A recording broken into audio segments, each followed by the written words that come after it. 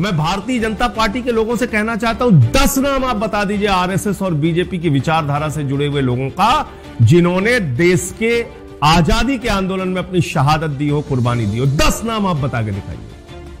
नहीं है, लेकिन आप अपने आप को देशभक्त बने फिरते हैं। इन्होंने steel authority of India limited SAIL बेचने का काम शुरू कर दिया। इन्होंने कोल इंडिया बेचने का काम शुरू कर दिया।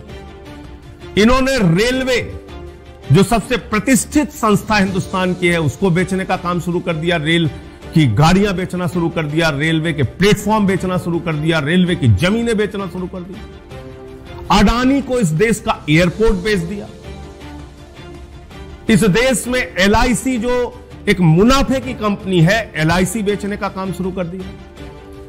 पेट्रोलियम विभाग की बीपीसीएल, मुनाफे की कंपनी, उसको बेचने का काम शुरू कर दिया।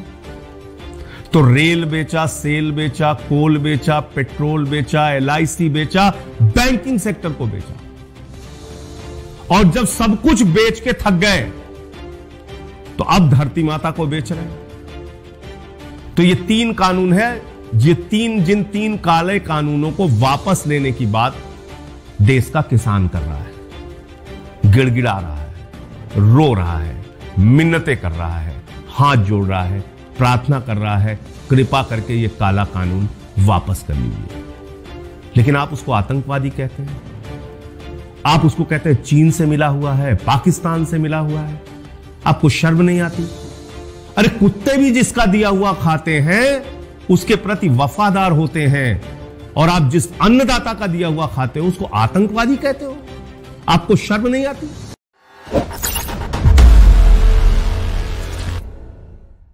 किसान सड़कों पर हैं, किसानों के ऊपर लाठीचार्ज हो रहा है, आंसू गैस के गोले छोड़े जा रहे हैं, उनकी आंखें फोड़ दी जा रही हैं, उन पर मुकदमे लिखे जा रहे हैं और उनको आतंकवादी बताया जा रहा है। देश के उस अन्नदाता को जो आपके लिए अनाज पैदा करता है, फल पैदा करता है, सब्जियां पैदा करता है, आपके पेट भरता है, आपके परिवार का पेट भरता है, और जो इस समय नेता देश की सत्ता में है, वो चाहे हमारे केंद्रीय मंत्री हों, देश के प्रधानमंत्री हों, हमारे सांसद हों या विधायक, उनका भी पेट भरता है।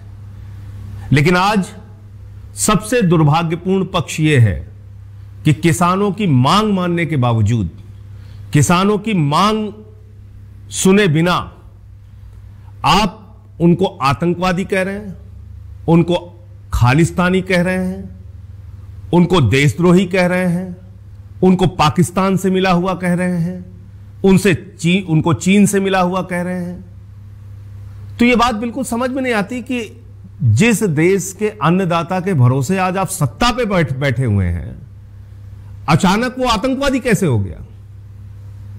वो अन्नदाता जिसकी आप कस्में खाते फिरते थे कि उसकी आय 2 गुना कर देंगे, स्वामीनाथन आयोग की रिपोर्ट लागू करेंगे, उनकी जिंदगी खुशहाल कर देंगे, आज वो आतंकवादी कैसे हो गया? क्योंकि इस सरकार के काले कानून के खिलाफ वो सड़कों पर आंदोलन कर रहा है। क्या कहा जा रहा है? इसमें सिर्फ पंजाब के किसान हैं, इसमें सिर्फ हरियाणा के किसान हैं, इसमें सिर्फ यहां के किसान हैं, इसमें सिर्फ वहां के किसान हैं। मैं भारतीय जनता पार्टी के नेताओं से पूछना चाहता हूं, शहीद आजम भगत सिंह, क्या उन्होंने सिर्फ पंजाब के लिए अपनी शहादत दी थी? शहीद उधम सिंह, क्या उन्होंने सिर्फ पंजाब के लिए अपनी शहादत दी थी? लाला लाजपत राय जी, क्या उन्होंने सिर्फ पंजाब के लिए अपनी शहादत दी थी? करतार सिंह सरापा जी, क्या उन्होंने सिर्फ पंजाब के लिए अपनी शहादत दी थी? और हिंदुस्तान की आजादी के आंदोलन में और आजादी मिलने के बाद सेना में रह के जिन पंजाब के सिखों ने अपने सर कटवाए, जिन पंजाबियों ने, वो चाहे हिंदू हो या सिख हो, अपने सर भारत माता की रक्षा के लिए कटवाए, फांसी के फंदे को चूमा, सीमा की रक्षा के लिए दुश्मनों की गोलियां सीने पर खाई, क्या वो सब आतंकवादी थे? क्या उन्होंने सिर्फ पंजाब के लिए अपने जान की कुर्बानी दी थी?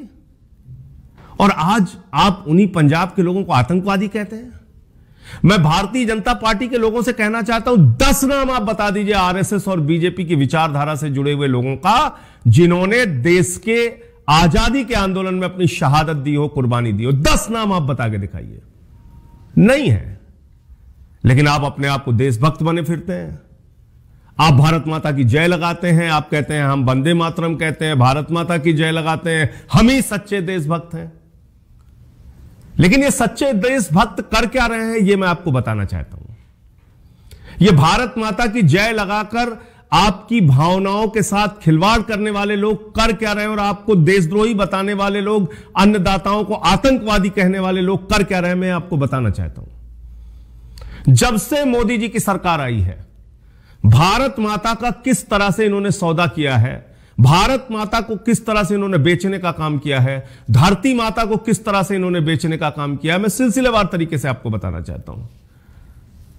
और मैं जिम्मेदारी के साथ कह रहा हूं आपसे कि यह सरकार नरेंद्र मोदी जी की चुनी हुई सरकार नहीं है, यह सरकार 130 करोड़ हिंदुस्तानियों की सरकार नहीं है, बल्कि यह सरकार अडानी और अंबानी की गुलाम सरकार है।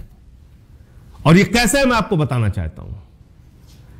इन्होंने steel authority of India limited SAIL बेचने का काम शुरू कर दिया, इन्होंने कोल इंडिया बेचने का काम शुरू कर दिया, इन्होंने रेलवे जो सबसे प्रतिष्ठित संस्था हिंदुस्तान की है उसको बेचने का काम शुरू कर दिया, रेल की गाड़ियां बेचना शुरू कर दिया, रेलवे के प्लेटफॉर्म बेचना शुरू कर दिया, रेलवे की जमीनें बेचना शुरू कर दी, अडानी को इस देश का एयरपोर्ट बेच दिया,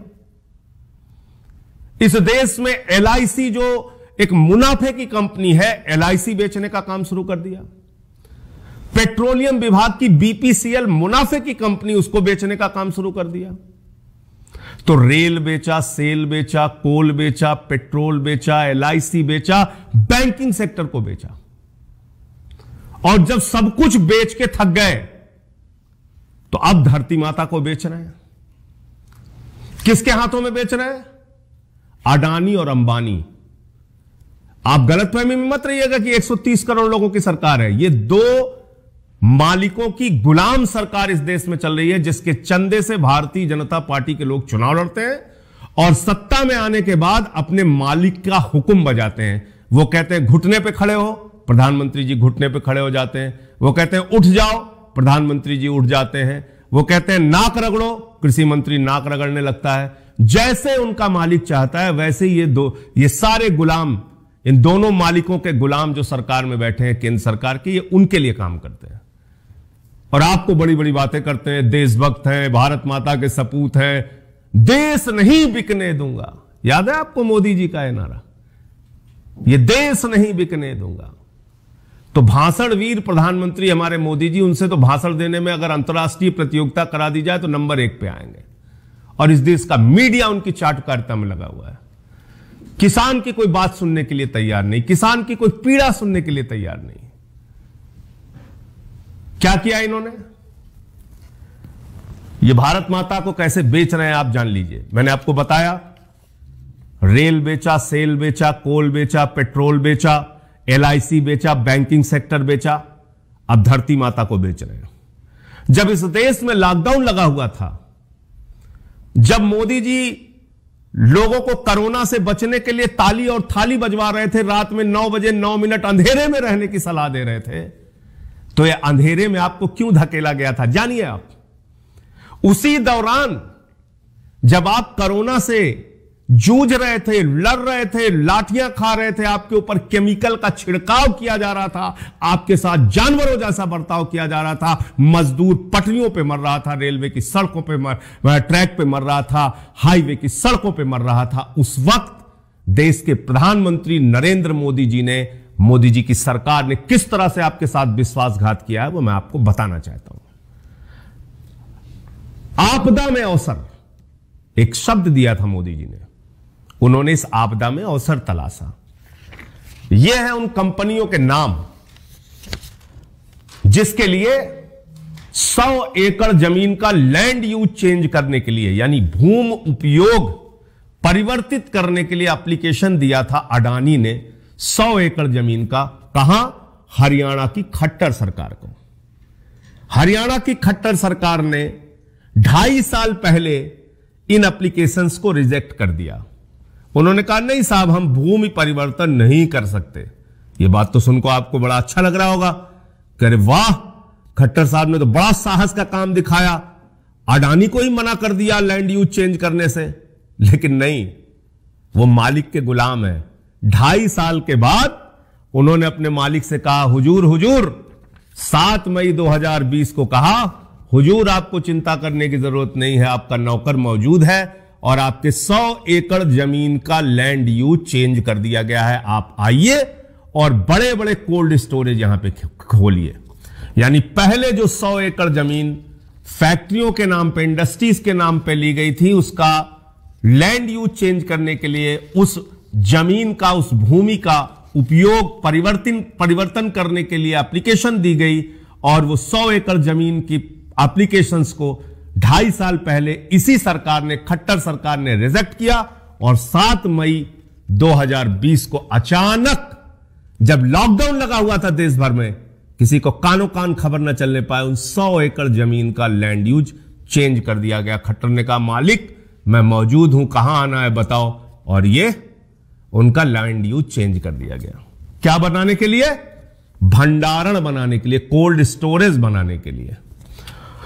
और 5 जून को 2020 में ऑर्डिनेंस के जरिए, अध्यादेश के जरिए, याद रखिएगा, बिल लाकर नहीं, पार्लियामेंट में बहस कराकर नहीं, पार्लियामेंट में चर्चा कराकर नहीं, चोर दरवाजे से, पीछे से अध्यादेश के जरिए यह बिल पास कर दिया गया कि अब देश में कोई भी पूंजीपति असीमित भंडारण कर सकता है। 7 मई को मंजूरी मिली कोल्ड स्टोरेज बनाने की, 5 जून को केंद्र सरकार ने कानून बना दिया, असीमित भंडारण कर सकते हो, यानी जमाखोरी कर सकते हो, कालाबाजारी कर सकते हो, देश में महंगाई बढ़ा सकते हो। इसकी वैधता दे दी मोदी जी ने। समझ में आया आपको? 28 दिन के बाद 7 मई को 100 एकड़ जमीन मिलती है अडानी को हरियाणा के अंदर की, आप कोल्ड स्टोरेज बनाइए मालिक, और 5 जून को दूसरा गुलाम मोदी सरकार वो कहती है, हुजूर अब आपको देश में असीमित भंडारण रखने की छूट हम दे रहे हैं, ये जो कोल्ड स्टोरेज बनाओगे इसमें असीमित भंडारण करो, देश में महंगाई बढ़ाओ, जमाखोरी बढ़ाओ, कालाबाजारी बढ़ाओ, हम आपके साथ हैं। तो समझ में आ गया आपको? ये जो भाजपाई घूम घूम के आपको कह रहे हैं ये किसान के हित में बिल है, किसान के हित में बिल है, बहुत अच्छा बिल है, बहुत अच्छा बिल है। अरे भैया, तुमसे ये बहुत अच्छा बिल मांगा किसने? और किसान के हित में बिल नहीं है, ये अडानी के हित में बिल है। अडानी के हित में, अडानी और अंबानी की गुलाम सरकार ने उनके हित में यह बिल बनाया है। किसी गलतफहमी में मत रहना, यह मैंने आपको कागज दिखा दिया। यानी जब लॉकडाउन लगा हुआ था देश भर में, आपदा फैली हुई थी, महामारी फैली हुई थी, मानव जाति के इतिहास में सबसे बड़ा संकट आया हुआ था, उस वक्त मोदी सरकार ने यह काला कानून बनाकर अध्यादेश के जरिए अडानी को फायदा पहुंचाने का काम किया। इन तीनों काला कानून में क्या है? तीनों कृषि के काला कानून में कहीं भी एमएसपी की गारंटी शब्द नहीं लिखा हुआ है। यानी अगर न्यूनतम समर्थन मूल्य पे, यानी अगर सरकार द्वारा घोषित मूल्य से कम पर कहीं खरीद की जाएगी तो इसका मतलब उसके खिलाफ कोई भी कानूनी कार्रवाई नहीं हो सकती। एमएसपी से कम खरीद पर कहीं भी कोई कानूनी कार्रवाई नहीं हो सकती। नंबर 1, इस बिल में कहीं उसका जिक्र नहीं है। दूसरी बात, इस बिल में कॉन्ट्रैक्ट खेती की बात कही गई है। यानी कोई भी पूंजीपति आपकी जमीन का आपसे कॉन्ट्रैक्ट करेगा, उसमें अपने हिसाब से फसल पैदा करेगा, बर्बाद होता है, कुछ भी होता है, उसकी कोई जवाबदेही नहीं है, और जो भी खाना पूर्ति लिखी गई है उसमें न्यायालय जाने का भी अधिकार बिल में छीन लिया गया है। अब बिल में किसी भी किसान को न्यायालय जाने का अधिकार नहीं है, वो एसडीएम के दफ्तर जाएगा। अब एसडीएम अडानी की सुनेगा, अंबानी की सुनेगा, या सामान्य किसान की सुनेगा? अपने ही खेत में कॉन्ट्रैक्ट खेती के जरिए पूंजीपतियों का गुलाम किसानों को बनाने की योजना है इस दूसरे बिल के अंदर। इसका मतलब जैसे अंग्रेजों के गुलाम हिंदुस्तानी होते थे, अब अडानी और अंबानी के गुलाम देश के किसान होंगे, अपने ही खेत में मजदूर बन जाएंगे, अपने ही खेत में गुलाम बन जाएंगे। दूसरा कानून। तीसरा कानून जो मैंने अभी आपको बताया, असीमित भंडारण की छूट। यानी देश में कहीं भी कोई बड़ा कोल्ड स्टोरेज बना के असीमित भंडारण कर सकता है। यानी सस्ते में गेहूं, सस्ते में चावल, सस्ते में दाल, सस्ते में मक्का, सस्ते में फल, सस्ते में सब्जियां किसानों से खरीदी जाएंगी और बड़े बड़े कोल्ड स्टोरेज में उसको स्टोर करके रखा जाएगा, उसका भंडारण करके रखा जाएगा। और जब बाजार में उसकी कमी आ जाएगी तो महंगे दामों पर उसी सामान को, उसी अनाज को, उसी फल को, उसी सब्जी को आपको बेचा जाएगा। यानी देश के अंदर महंगाई, कालाबाजारी और जमाखोरी को वैधता प्रदान करने का काम मोदी सरकार ने किया। तो याद रखना बहनों भाइयों, कर्मचारी वर्ग के लोगों, यह सिर्फ किसानों के खिलाफ कानून नहीं है, बल्कि इस देश के आम नागरिक के खिलाफ कानून है। जबरदस्त तरीके से महंगाई बढ़ेगी। आज 50 रुपए किलो का आलू मिल रहा है ना आप लोगों को, आप देखना क्या हालत होगी। यह कानून सिर्फ किसानों के खिलाफ नहीं है, असीमित भंडारण तो यह इस देश के हर इंसान के खिलाफ यह कानून है। तो ये 3 कानून है, जिन 3 काले कानूनों को वापस लेने की बात देश का किसान कर रहा है, गिड़गिड़ा रहा है, रो रहा है, मिन्नतें कर रहा है, हाथ जोड़ रहा है, प्रार्थना कर रहा है, कृपा करके ये काला कानून वापस कर लीजिए। लेकिन आप उसको आतंकवादी कहते हैं, आप उसको कहते हैं चीन से मिला हुआ है, पाकिस्तान से मिला हुआ है। आपको शर्म नहीं आती? अरे कुत्ते भी जिसका दिया हुआ खाते हैं उसके प्रति वफादार होते हैं, और आप जिस अन्नदाता का दिया हुआ खाते हो उसको आतंकवादी कहते हो। आपको शर्म नहीं आती? आपका क्या स्तर है, क्या श्रेणी, आप खुद तय कीजिए। चीन और पाकिस्तान से मिला हुआ उन लोगों को बुल बता रहे हो। अभी इसी आंदोलन के जरिए सिंगू बॉर्डर पे एक बुजुर्ग किसान बैठे हुए थे, उसी दौरान उनको पता चला उनका बेटा सुखबीर सिंह सीमा पर शहीद हो गया। बेटा भारत माता की रक्षा के लिए सीमा पर शहीद हो रहा है और पिता धरती माता की रक्षा के लिए सिंगू बॉर्डर के आंदोलन पे बैठा हुआ है, और आप उसको आतंकवादी कह रहे हैं। आपको शर्म नहीं आती? आप वो लोग हैं जो बिना बुलाए पाकिस्तान चले गए थे नवाज शरीफ के बर्थडे का केक काटने, हमारे देश के प्रधानमंत्री। इन भाजपाइयों का इतिहास यह है कि आडवाणी जी जिन्ना की कब्र पे मत्था टेकने चले गए थे। इन भाजपाइयों का इतिहास यह है कि अफजल गुरु को शहीद मानने वाली पीडीपी के साथ इन्होंने समझौता किया। इन भाजपाइयों का इतिहास यह है कि कारगिल के दौरान इन्होंने जो शहीदों के लिए ताबूत खरीदे उसमें भी घोटाला किया। और यह आज आपकी देशभक्ति पे सवाल उठाते हैं। जिन्होंने 52 साल तक तिरंगा झंडा नहीं फहराया अपने नागपुर के मुख्यालय पर, वो आज आपकी देशभक्ति पे सवाल उठा रहे हैं, आपको आतंकवादी कह रहे हैं। तो मैं इस देश के लोगों से विनम्र प्रार्थना करना चाहता हूं, जागिए किसानों के हक में, उठिए, आवाज लगाइए, जो कुछ भी आपसे बन सकता है कीजिए, उनका समर्थन कीजिए, उनको अकेला मत छोड़िए। पता नहीं वो तस्वीरें देख के आपका मन द्रवित होता है कि नहीं होता। एक बुजुर्ग किसान की आंखें फोड़ दी गई, पानी की बौछारें इस ठंड के महीने में हो रही हैं, आंसू गैस के गोले छोड़े जा रहे हैं, लाठियों से बर्बरतापूर्वक पीटा जा रहा है, सड़कें खुदवा दी जा रही हैं। यह हो रहा है, और किसके लिए हो रहा है? अपने 2 मालिकों के लिए। इनके 2 मालिक हैं, एक अडानी, एक अंबानी। उनकी गुलाम सरकार आज किसानों को रौंद रही है। किसानों का साथ दीजिए, किसानों के हक में आवाज बुलंद कीजिए। एक घटना बता के मैं अपनी बात को खत्म करूंगा। कहा जा रहा ना देश में किसानों को धान का दाम मिल रहा है, फसल का दाम मिल रहा है, एमएसपी मिल रही है, एमएसपी में तो कहीं कोई दिक्कत नहीं, यह कहा जा रहा है ना। यह खबर पढ़िए। सरनजीत सिंह लखीमपुर खीरी के किसान हैं। 1 महीने पहले ऑनलाइन इन्होंने अपना धान बेचने के लिए अप्लाई किया, पर्ची लिया, और उसके बाद ये ट्रॉली पे अपना धान रख के मंडी पहुंच गए। रोज चीखते थे, चिल्लाते थे, रोते थे, गिड़गिड़ाते थे, साहब मेरा धान खरीद लीजिए, प्लीज मेरा धान खरीद लीजिए, कृपा करके मेरा धान खरीद लीजिए, मैं बर्बाद हो जाऊंगा। और ये करते करते करते करते उसी ट्रॉली पे सो जाते थे। 1 महीने बीत गया, 1 महीने। और जब मीडिया में इनकी खबरें आई, अधिकारियों पे दबाव बना, जब वो मजबूर हुए धान खरीदने के लिए, जब सरनजीत के पास पहुंचे और जब उनका धान चेक किया गया तो सारे के सारे धान खुले आसमान के नीचे जो 1 महीने से ट्रॉली में पड़े थे वो सड़ गए। ये सरनजीत की कहानी है। ऐसे हिंदुस्तान में लाखों सरनजीत हैं लाखों किसान हैं जिनका धान, जिनका अनाज, जिनकी फल, जिनकी सब्जियां नहीं खरीदी जाती, जो खून पसीना बहा के, मिट्टी में हल चला के अनाज को पैदा करते हैं आपके लिए, हमारे लिए। और जब वो मंडियों में उसको बेचने के लिए जाते हैं तो सरकार उनके धान को सड़ा देती है, महीनों महीने उनको नाक रगड़वाती है, लेकिन उनका अनाज नहीं खरीदती। यह है इन लोगों की सच्चाई। मैं पूछना चाहता हूं भाजपाइयों, मैं पूछना चाहता हूं मोदी जी से, आदित्यनाथ जी से, क्योंकि यह लखीमपुर का मामला है। यह सरनजीत आतंकवादी है क्या? ये जो 1 महीने तक अपनी ट्रॉली पे सोता रहा अपना धान बेचने के लिए, आतंकवादी है क्या?